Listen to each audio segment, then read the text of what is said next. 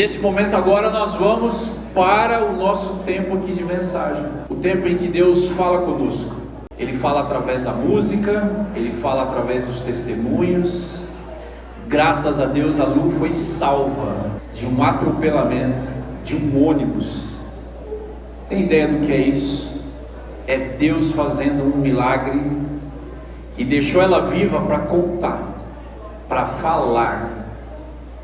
Isso também tem a ver com a nossa mensagem de hoje, esse poder que as palavras têm. Então eu quero iniciar agora esse nosso momento aqui de mensagem.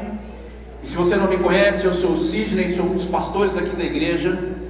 E nas minhas oportunidades eu tenho aqui ministrado e também trazido reflexões a respeito de princípios. Princípios são verdades eternas de Deus. Nós estamos baseando essas mensagens aqui num livro que fala a respeito de princípios do pastor Tiago Brunet, que tem um ministério muito forte de ensino. E a partir desse livro eu tenho tirado insights para essas mensagens aqui. E nós já falamos sobre 2 princípios. O primeiro deles foi maturidade. O segundo princípio foi verdade. E o terceiro princípio, que é hoje, que nós vamos conversar, é um princípio que fala a respeito do poder que as palavras têm na nossa vida. E nós vamos então, nessa manhã aqui, refletir sobre isso, sobre as palavras. Porque, como eu tenho dito, Deus não se move por emoções, mas por princípios, verdades eternas. Quem vive por princípios suporta as dores. E nós já entendemos que a vida, ela não é justa, ela é injusta. A vida, ela traz situações para cada um de nós que você não tem o controle sobre isso. Por isso, eu e você precisamos e necessitamos de Deus para que você enfrente as situações da vida. Então, a partir dos princípios, a partir desse entendimento que temos em Cristo, famílias são restauradas, ministérios são frutíferos, relacionamentos são curados, a nossa fé se torna estável em tempos instáveis. Por isso os princípios. Então o nosso princípio de hoje são as palavras. E eu quero que você imagine uma cena assim. Eu não sei quantos de vocês já se depararam com um espelho d'água, uma lagoa, ou um rio, ou um lago no parque, e você já pegou uma pedra, e sabe aquela brincadeira que a gente faz, que a gente joga a pedra para ela ir batendo na água? Quando essa pedra bate na água, ela forma uma onda, sim ou não? E aí aquilo se expande, é uma onda. A pedra bate na água e faz ondas, vai aumentando. As palavras são como ondas, elas avançam, elas repercutem e elas tocam o futuro. E as palavras são importantes na nossa vida. Por exemplo, você saiu de casa hoje para ouvir alguém falar. Você está sentado agora, 11h10 da manhã, ouvindo alguém falar. Algum valor você dá nisso, porque senão você não estaria aqui. Você dá algum valor para essas palavras. E se a gente olhar a história, as palavras são assim, há um poder incrível nas palavras. Se você já leu Gênesis, se você é um criacionista, se você entende que o mundo ele foi criado e não evoluído de qualquer coisa, Deus cria o mundo através de martelo e prego, sim ou não? Não foi assim que Deus criou? Deus cria o mundo através das suas... O que ele dizia quando criava alguma coisa? Ele dizia: haja, apareça, se faça. É Deus falando. E aí quando a gente vai para Jesus, o ministério de Jesus é um ministério de palavras. Quando ele faz as curas, o que ele dizia? Levanta-te, aquieta-te, perdoado te são os teus pecados. Ele curou, Ele libertou, Ele acalmou através de suas... Fala, puxa, mas está muito longe, né? Deus, Jesus. Vamos chegar então na década de 60. Vamos lembrar que nos Estados Unidos se levanta um líder falando sobre direitos civis. E ninguém se lembra que Martin Luther King talvez poderia ser de esquerda, porque ele está defendendo direitos civis dos negros, de minorias. E ele faz um discurso que muda o mundo, que muda uma realidade. E qual é a frase que você mais conhece do discurso de Martin Luther King? Qual é a frase? Ninguém nunca leu o discurso de Martin Luther King. Você não sabe de quem eu estou falando. O discurso é: eu tenho um sonho. Essa é a frase. Recomendo que você leia o discurso de Martin Luther King. A partir desse discurso, os Estados Unidos repensam as suas práticas com os negros, com as minorias.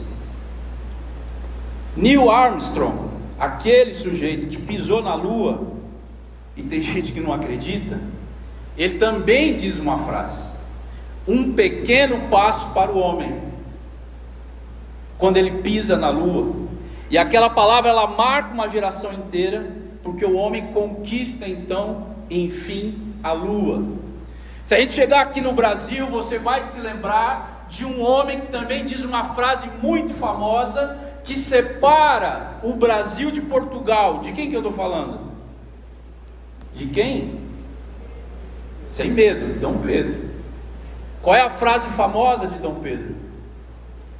Quando a gente se separa de Portugal: independência ou morte. A partir de hoje, nós não somos mais de Portugal, nós somos Brasil. Getúlio Vargas também tem uma palavra forte. Ele, antes de morrer, escreve uma carta, ele se suicida, você sabe disso. 24 de agosto de 1954, ele se mata, deixa uma carta, e a última frase dessa carta de Getúlio Vargas é: deixo a vida para entrar na história. Palavras têm peso, palavras mudam direções, palavras fazem história, palavras mudam pessoas, palavras guiam pessoas. Você conhece alguém que acredita bastante na palavra que diz? Você conhece alguém que convive com você e essa pessoa, ela acredita tanto no que ela fala, que ela vive por isso? Você conhece alguém assim? Se você não conhece, eu vou te apresentar uma irmã que vai dar um testemunho agora. A Débora vai colocar um vídeo para nós. E essa irmã, ela vai contar um testemunho, tem 5 minutos, você precisa prestar atenção. E ela vai dar um testemunho sobre o poder que a palavra tem. Vamos ouvir? Eu fui morar numa república com mais 3 meninas que eu não conhecia, as meninas. E aí minha mãe me ligou e falou assim: Mariana, não tem o Boris, aquele menino de Araxá, filho da Vânia? Por que você não liga pra ele? Eu vou pegar o telefone com a mãe dele e fala que você tá morando aí no Rio. E aí ela pegou o telefone, me passou, eu liguei pro Boris. Oi Boris, é a Mariana Rios, filha do Alonso da Adriana. Aí ele: oi? E eu: então, eu não tinha amizade nenhuma com ele. Eu mudei pro Rio. Aí ele: ó, depois você fala aí o que você vai fazer, porque eu não conheço ninguém aqui. Aí ele: lógico, faz o seguinte, amanhã é sexta-feira, você não quer vir aqui pra casa? Cheguei no apartamento do Boris. Quando eu vi aquele prédio, era um prédio que ficava de frente pro mar. Eu entrando no prédio, tinha uma mesa assim de centro, com um arranjo maravilhoso. Tinham 3 elevadores, eu nunca tinha visto 3 elevadores. Aí quando ele abriu a porta, ele: oi Mariana, tudo bem? Aí eu entrei no apartamento dele. Era um apartamento que tinha uma varanda enorme, todinha de frente pro mar. Então parecia que você tava num navio, assim. Eu: oi. Aí eu falei: posso ir na varanda? Aí ele: vamos na varanda. Aí eu cheguei na varanda, aí eu olhei. Aí eu virei pra ele e falei assim: eu vou morar aqui.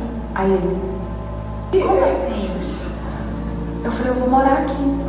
Eu vou morar nesse prédio. Eu tô encantada por esse prédio. Aí ele fez assim. Que ele sabia que eu morava numa república. Ele sabia da condição da minha família. Comecei a frequentar mais a casa do Boris e sempre com essa sensação. E todas as vezes eu chegava e falava, um dia eu vou morar nesse prédio. Um dia eu vou morar nesse prédio. Aí 4 anos se passaram. Eu liguei pra ele e falei, eu não aguento mais. Eu estou voltando pra Araxá. Eu vou desistir. Ele falou, não, você não vai fazer isso. E eu fiz uma peça de teatro que o Boris foi em todas as sessões. E ele começou a entender a minha luta e participar da minha vida. E ele falou assim, eu não acredito que você vai desistir. E ele ficou super triste. E eu também estava triste de ter que desistir. Um dia depois, me chamaram para fazer um teste. E aí eu fiz o teste e passei no teste da malhação. Fui na primeira semana gravar, estava gravando durante uma semana os primeiros capítulos da minha fase de malhação. Peguei uma chuva num dia, eu tinha chegado, 3 horas antes no ponto de ônibus, que eu sempre fui muito pontual. E aí eu peguei uma chuva e me atrasei. E quando eu cheguei, a gravação já tinha começado. E eu lembro que meu guarda-chuva furou. Ele saiu aquele trenzinho dele. E eu cheguei ensopada, o ônibus não passava, cheguei super atrasada e eu chorava compulsivamente, porque na minha cabeça eles iam me demitir. E eu tava na minha primeira semana. E aí o meu diretor sentou comigo e falou, calma, você tem que se acalmar. Aí eu, pelo amor de Deus, eu fui pro ponto de ônibus 3 horas antes, desculpa, a culpa não foi minha, tá chovendo muito. Aí eu tô vendo, tá todo mundo atrasado, fica tranquila. E eu, não, mas eu não me atraso, essa não sou eu, não, por favor, não tire isso aqui de mim. Demorou muito pra eu conseguir, eu tava quase desistindo, não me tira daqui. Ele falou, ninguém vai tirar de lugar nenhum. Aí ele, onde você mora? Eu falei, eu tenho que pegar 2 ônibus pra chegar aqui. Fui explicando e eu não parava de falar. Aí eu fui lá, gravei o dia todo. No final do dia, o Rodrigo, que era da produção, me mandou uma mensagem e falou, Mariana, eu preciso que você venha na minha sala. Eu comecei a chorar, pronto, já era, pronto, acabou. Cheguei na sala dele, sentei, aí ele falou assim, o Mário me falou que você chegou hoje atrasada, ele me falou onde você mora, você tem que pegar as 2 condições para chegar aqui e a gente não quer que isso aconteça mais. Aí eu já não tinha mais força, sabe? Eu falei, não vai acontecer, desculpa, não vai acontecer. Aí ele falou assim, por isso eu quero que amanhã eu quero que você vá num prédio, que é o prédio tal. Eu fiz assim, o prédio do Boris. Aí ele falou, você tem 17 apartamentos para escolher qual você quer morar. Nossa, meu coração tá acelerado, sabe? Aí eu olhei pra ele falou, tá bom? Eu falei, tá bom. E aí eu fui embora e eu chorava. Eu acordei no dia seguinte, fui na imobiliária, peguei a chave dos 17 apartamentos, subi direto na casa do Boris, apertei a campainha. Ele abriu e fez assim, ué gente, o povo não interfona mais não? Aí eu olhei pra ele e falei assim, vamos comigo que você tem 17 apartamentos pra me ajudar a escolher qual que eu vou morar. E aí eu morei no prédio dele, a gente foi vizinho durante 3 anos. Não acredito, mano. Eu morei lá os 2 anos de malhação, depois 1 ano de Araguaia, e aí eu comprei meu primeiro apartamento depois. E eu morei naquele prédio, e posso falar mais? Ele morava no 1107, quando eu cheguei. Ele teve que se mudar, e ele precisava fazer a troca do apartamento. E eu morei exatamente no apartamento. Que aí quando eu cheguei, eu falei, eu vou morar aqui. Tô em choque. Porque a palavra, ela tem muito poder. Não use a palavra contra você. Jamais. A nossa palavra, ela tem uma força gigantesca. Irmã Mariana. Se você se ligou quem é, Mariana Rios é uma atriz, começou a carreira na Globo, fez esse teste, ia desistir e contou essa história aí a respeito das palavras. Hoje Mariana está bem diferente, né? Hoje ela casou com um sujeito com pouco dinheiro, neto do amigo Diniz, então ela já passou dessa fase. Mas, por que eu trouxe esse testemunho dela que é forte, né? Ela está contando isso num podcast. Ela acreditava tanto que ela iria morar ali, que ela falou. E para ilustrar esse nosso tema aqui, como as palavras são fortes, por isso que eu trouxe. Mas isso não é só a Mariana que teve essa experiência, isso é bíblico, meu irmão. Porque se você ler em Mateus 12:34, Jesus vai dizer o seguinte, no final do versículo: pois a boca fala do que o coração está cheio. Mateus 12:37 diz: por suas palavras vocês serão absolvidos e por ela também serão condenados. Provérbios 15, verso 1 vai dizer assim: a resposta gentil desvia o furor, mas a palavra ríspida desperta ira. Ou a versão que a gente gosta, né? A resposta branda desvia o furor, mas a palavra dura suscita a ira. Ou seja, as palavras salvam relacionamentos, elas podem arruinar famílias, as palavras curam identidades, e as palavras também podem matar emoções. Há poder nas palavras. E quando a gente lê Provérbios 18:21, aí essa frase ela é marcante, porque o que diz o escritor do Provérbios? Ele diz assim: morte e vida estão no poder da língua, daquilo que você fala. A minha boca, ela é uma fonte. Você precisa definir que fonte é essa.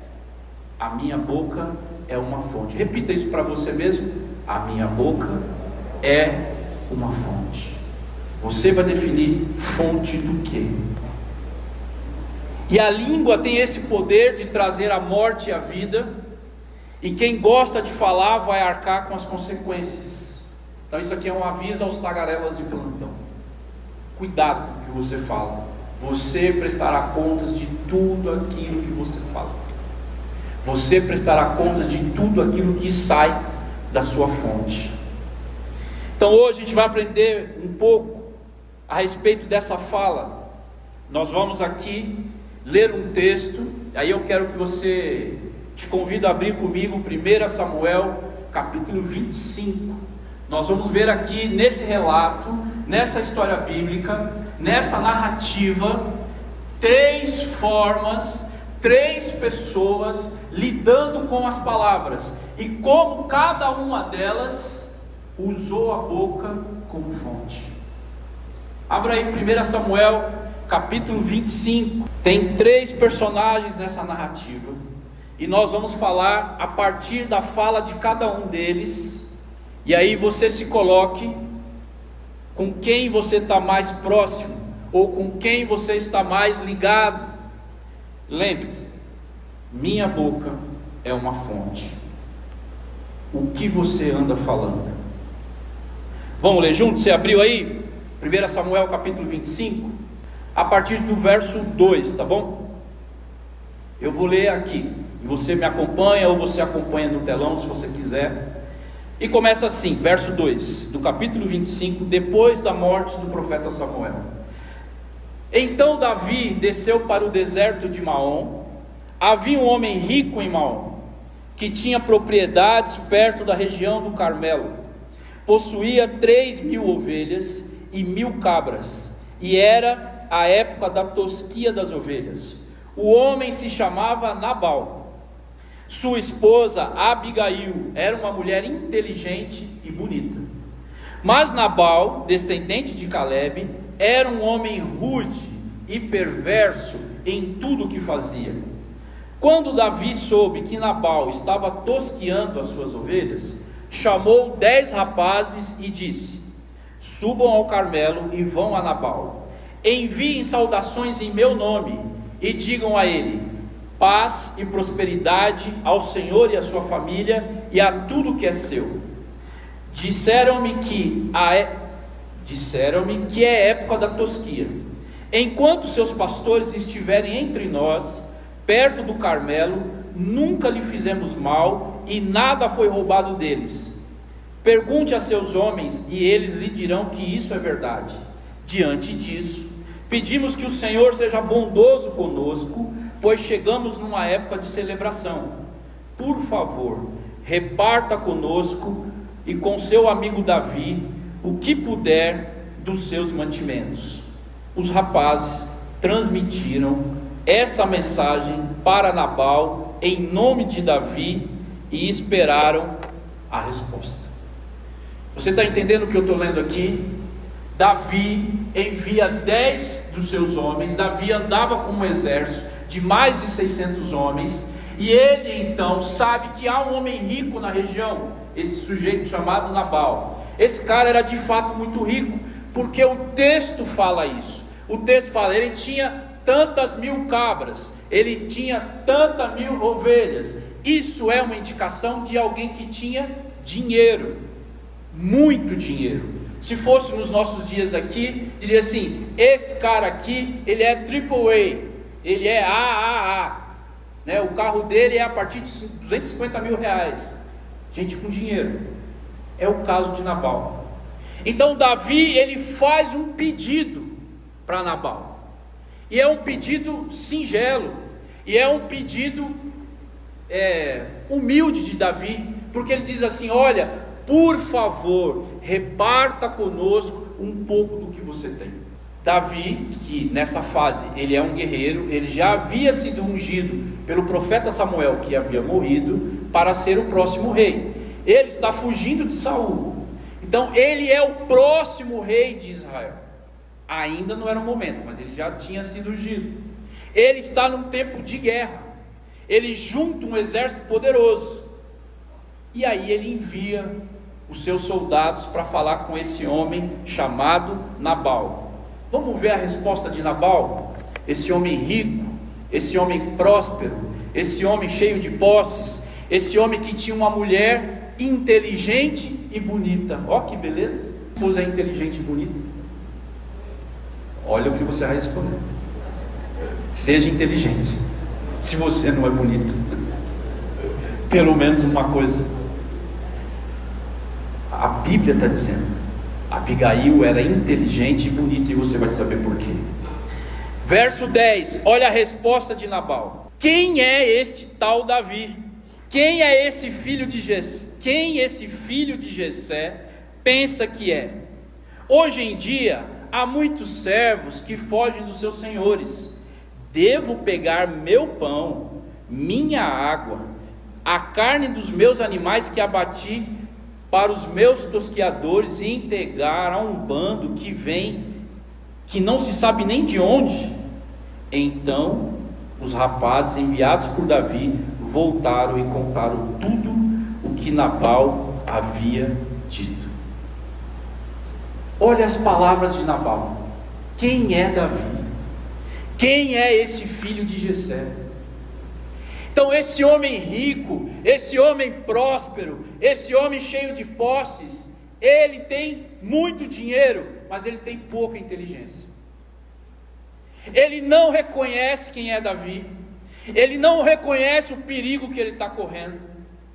Esse homem que é tão abastado, esse homem que é tão rico, é um homem duro e maligno em suas obras.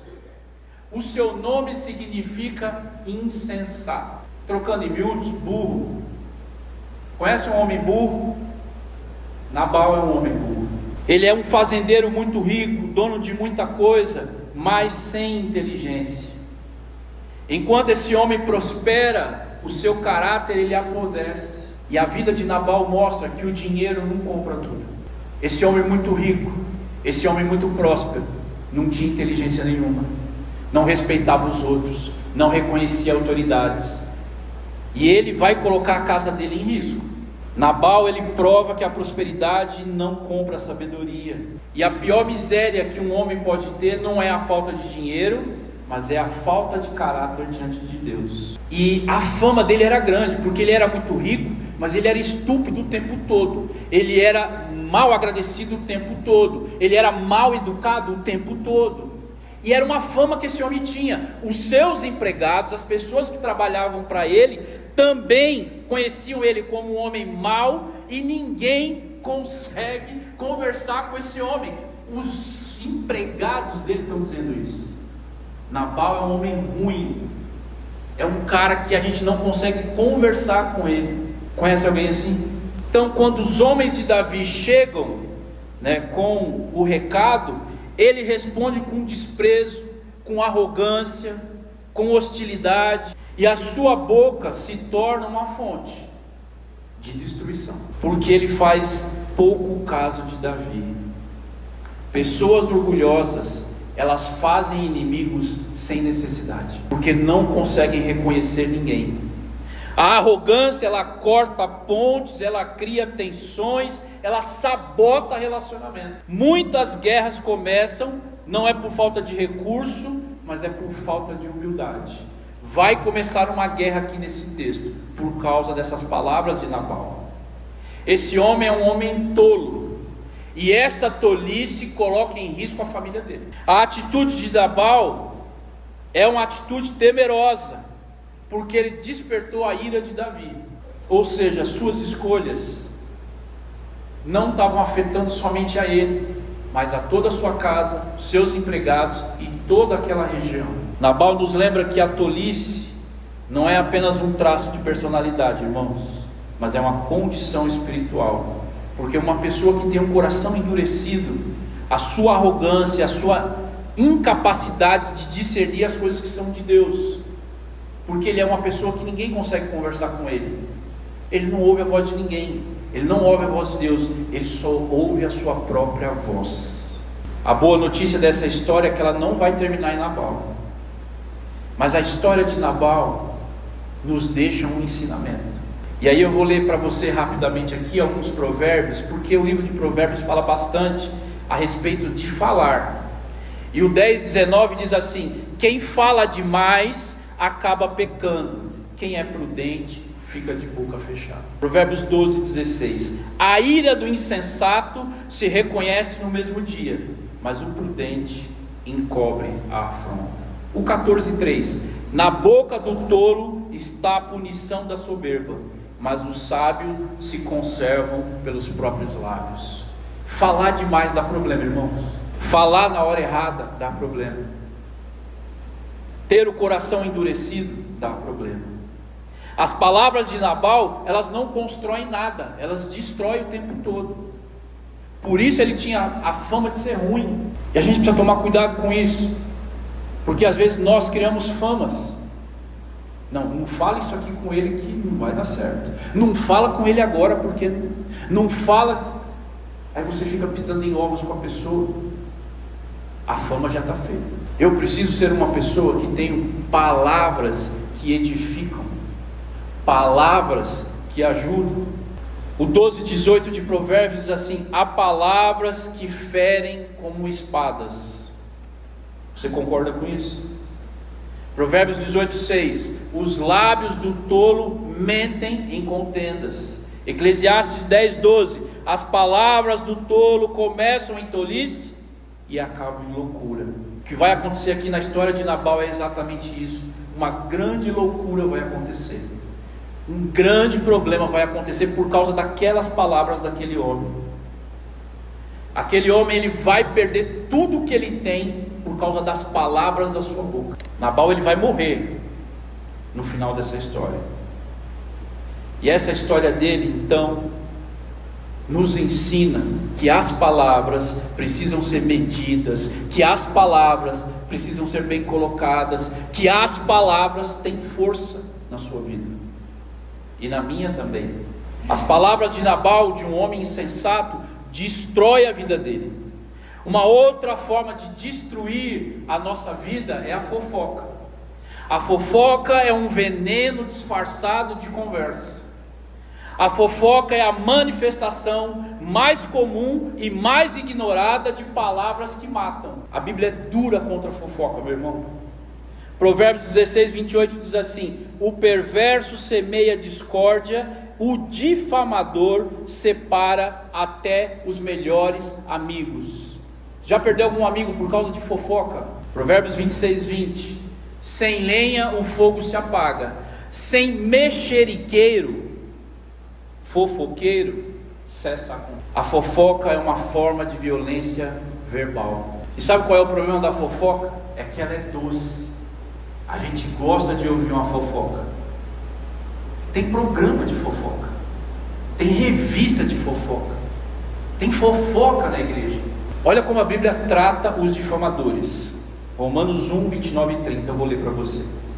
estando cheios de toda iniquidade, fornicação, malícia, avareza, maldade, cheios de inveja, homicídio, contenda, engano, malignidade, sendo murmuradores, difamadores, mexeriqueiros, fofoqueiros, aborrecedores de Deus, injuriadores, soberbos, presunçosos, inventores de males, desobedientes aos pais e às mães, necios, infiéis nos contratos, sem afeição natural, irreconciliáveis, sem misericórdia, os quais, conhecendo o juízo de Deus, morte que tais coisas praticam, não somente as fazem, mas também se agradam dos que fazem.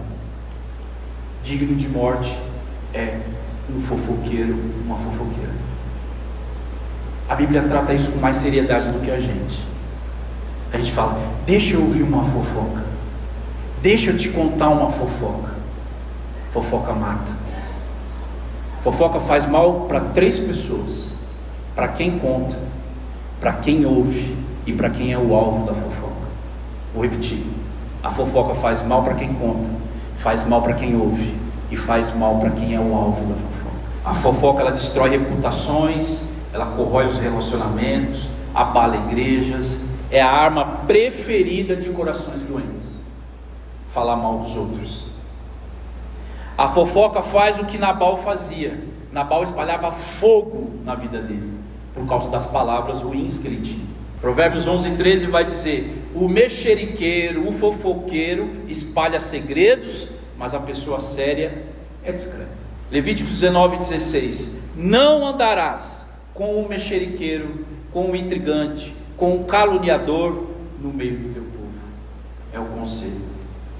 A fofoca, ela parece inofensiva, mas ela tem um sabor viciante, como eu falei, né? É Provérbios 18 que diz isso: os mexericos são tão deliciosos como gostamos de saboreá-los. Se você tem um site de fofoca que você acompanha, você é um fofoqueiro. O problema é que a fofoca, ela traz algo de alguém, e é um veneno que entra dentro de nós. Tem uma ilustração que eu coloquei aqui, que uma mulher chegou para o pastor e disse assim: pastor, eu pequei. É mesmo? Eu falei uma fofoca. Ele falou: ah, é? Aí ele entregou um travesseiro de penas para ela. Ela ficou olhando o travesseiro. O que eu faço com isso? Ele falou: nós vamos subir lá no último andar da igreja, lá em cima. E quando chegou lá em cima, ele falou para ela: abre o travesseiro. Ela abriu o travesseiro e as penas. Aí ele disse assim para ela: agora você sai atrás de cada pena que voou. Ela falou: possível, pastor? Ele falou: assim é a fofoca. Depois que você conta, são como penas no vento. Você não consegue mais trazer de volta. E você pode estar destruindo a vida de alguém com a fofoca. Por isso a história de Nabal, ela nos chama a escolher um caminho, que é o caminho da prudência, da honra e da verdade. Nós falamos bastante sobre a verdade na última vez que eu falei aqui. Você precisa se lembrar: a sua boca é uma fonte para abençoar ou para maldizer. Então, esse aqui é o nosso primeiro, é a nossa primeira fonte a ser examinada, a fonte de Nabal. Uma fonte para destruir, para falar mal, para afastar pessoas por meio das palavras. Eu e você, nós precisamos fugir disso, da fofoca e também das palavras usadas de forma ruim. A segunda pessoa aqui desse texto, que também está usando a sua fonte para falar, é Davi.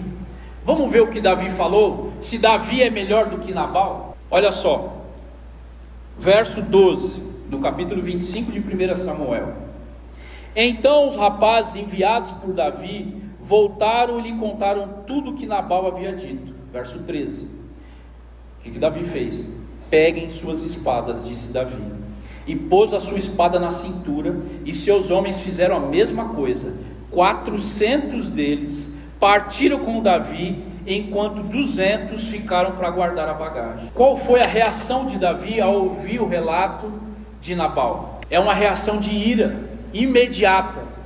Davi, ele absorve aquelas palavras e ele reage rapidamente. Só que a reação de Davi era uma reação de morte, porque Davi tinha poder de dizimar a casa inteira de Nabal.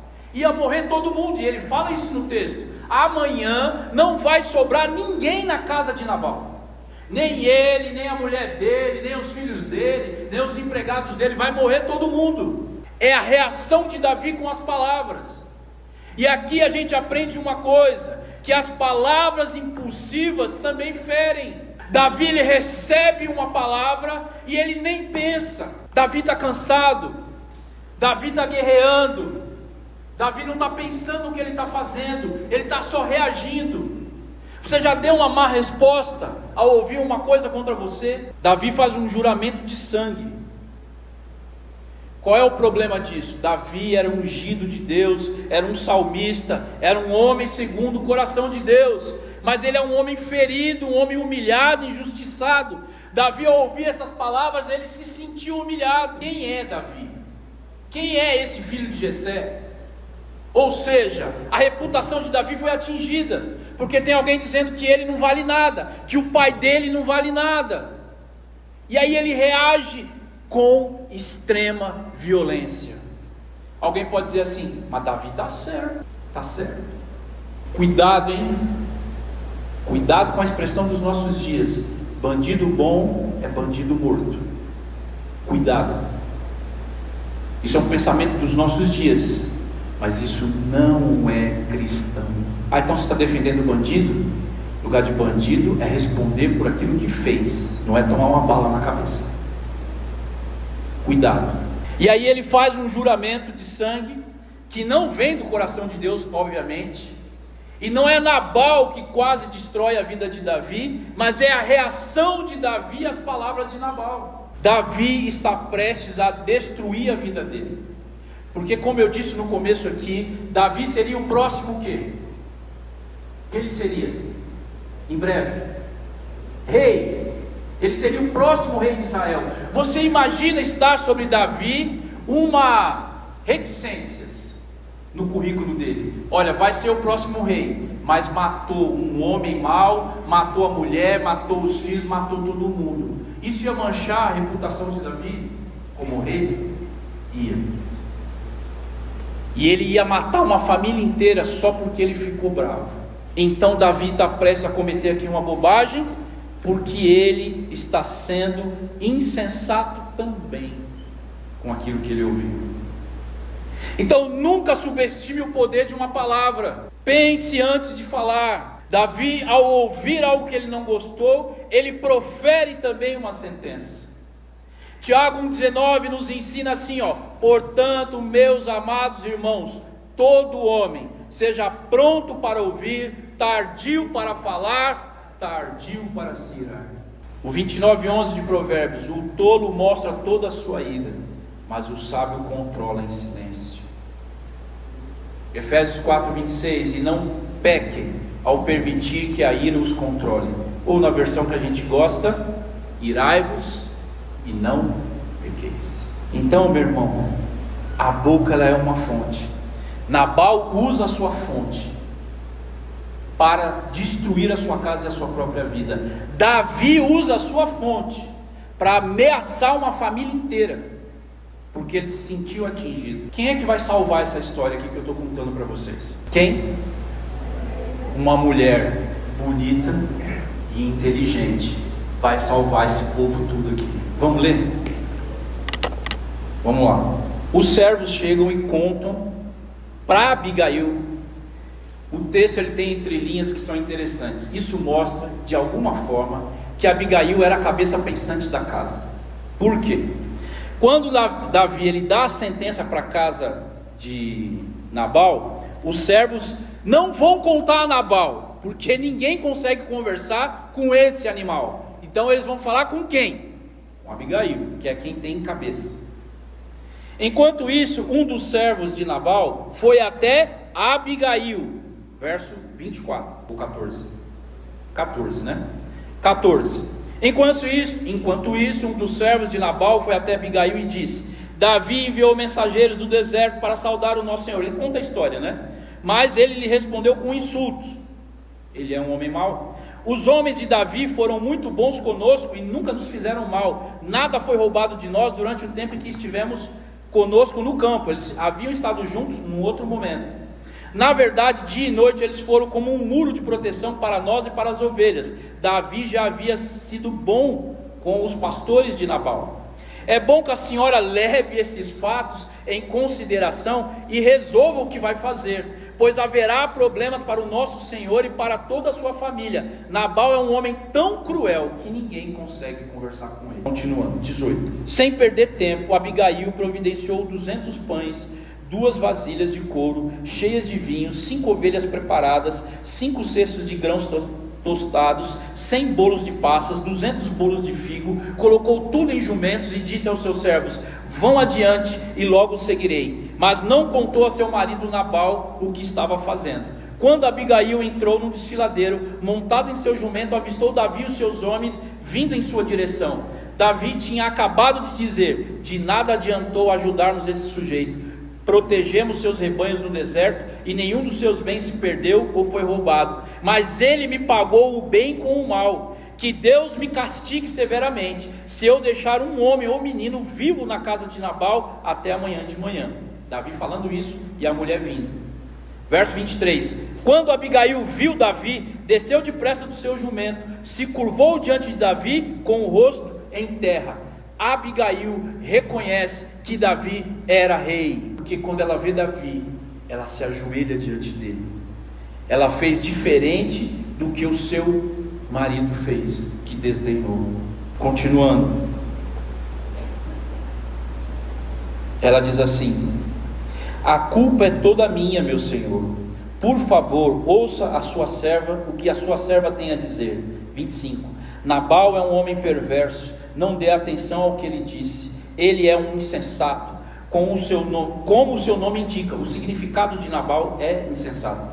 Mas eu nem sequer vi os rapazes que o Senhor enviou. Ela falando: agora, meu senhor, tenho certeza de que tão certo vive o Senhor, com S maiúsculo, ela está falando de Deus, e tão certo como a sua própria vida, foi o Senhor que me impediu de matar e se vingar com as suas próprias mãos. Que todos os seus inimigos e os que procuram matá-lo acabem como Nabal. Aqui está um presente que sua serva trouxe para o Senhor e seus companheiros. Por favor, perdoe-me se eu ofendi de algum modo. Que o Senhor lhe conceda uma dinastia duradoura. Ela está reconhecendo que Davi é rei. Sua dinastia seja duradoura. Pois está lutando as batalhas do Senhor. Ela sabia quem era Davi. Ela sabia que ele estava num tempo de guerra. Ela sabia que ele era o rei. Que ele o livre de fazer o mal durante toda a sua vida. Ela está preocupada com a reputação de Davi. Ela está dizendo: não mate o idiota do meu marido, por favor, não nos faça mal, para que isso não prejudique você no futuro. Mesmo quando for perseguido por aqueles que procuram matá-lo, sua vida está segura sob o cuidado do Senhor, seu Deus, protegida como um tesouro. Mas a vida dos seus inimigos desaparecerá como pedras atiradas de uma funda. Como é que Davi matou Golias?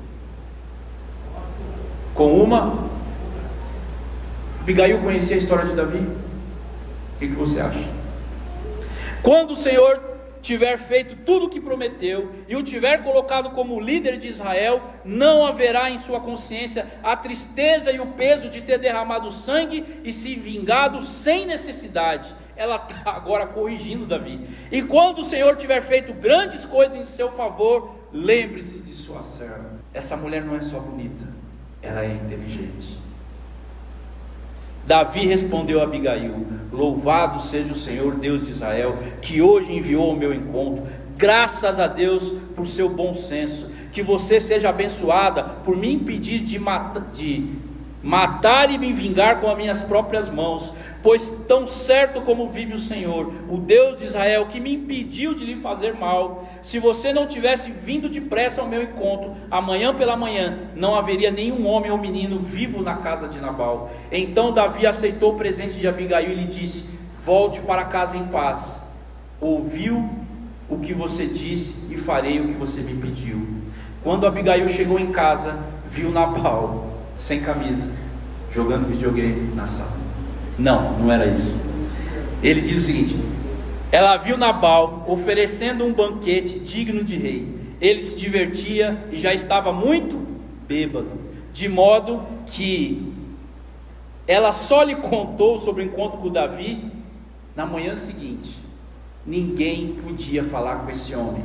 Pensa no homem ruim, é esse Nabal, bêbado ainda. Pela manhã, quando Nabal estava sóbrio, sua esposa lhe contou o que havia acontecido, e como consequência, ele teve um mal súbito e ficou completamente paralisado. Passados cerca de 10 dias, o Senhor o feriu e ele morreu. Olha que história. Quem que está salvando essa história aqui? Quem é que tem uma fonte boa, se não Abigail? Não é Nabal, não é Davi, é Abigail. Ela é o oposto de Nabal. Ela é o oposto da impulsividade de Davi. Abigail, ela mostra que com as palavras ela pode trazer vida, com as palavras ela pode cessar a morte, com as palavras ela edifica a sua casa, com as palavras ela evita que a morte chegue no seu portão. Há poder nas palavras. E você não fica pensando que eu estou falando aqui de positivismo. E positivismo não é o movimento lá do século XIX, não. É aquela ideia assim, vai dar tudo certo. Não é disso que eu estou falando. O que eu estou falando aqui é sobre algo poderoso, que a sua boca é uma fonte, e a minha também. E antes da gente ir embora, eu quero orar com você. A gente está terminando aqui, mas algo muito sério. Eu queria que você não fechasse seu coração agora. E esse momento aqui é um momento que ele é espiritual. As palavras têm poder. Como você tem usado as palavras? Para destruir, para falar mal de alguém, para falar mal contra você mesmo. Como o texto diz lá em Mateus, a boca revela o que tem no nosso coração. Você só fala daquilo que você é cheio.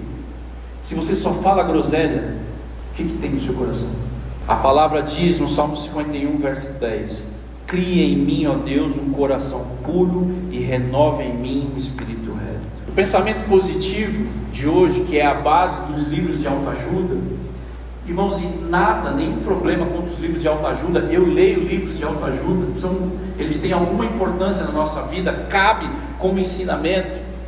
Mas os livros de autoajuda, ou esse pensamento positivo, ele quer controlar o futuro com frases feitas, frases bonitas. Mas o Evangelho, ele nos ensina a submeter o nosso coração ao Senhor do futuro. O que Abigail fez foi se submeter ao rei.